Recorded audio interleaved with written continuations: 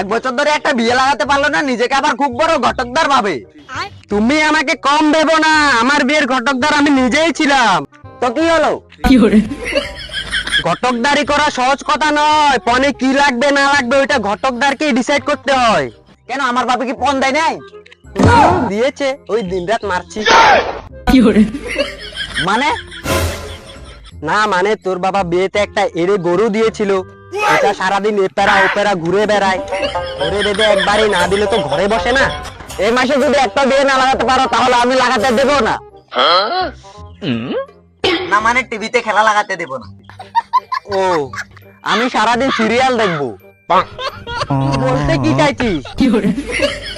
আসল ব্যাপারটা হলো, তুই যদি এই মাসে একটা বিয়ে না লাগাতে পারিস তাহলে আমি তোকে ছেড়ে চলে যাবো। ও, এখন তো ছেড়ে চলে যাবি? আমার হাতের আলু ছিলা কি আর ভালো লাগবে? হয়তো কেউ দেখবা ভাতে বেগুন পোড়া দেবে। যদি আমি ভুল বলে থাকি তাহলে মার এক চট।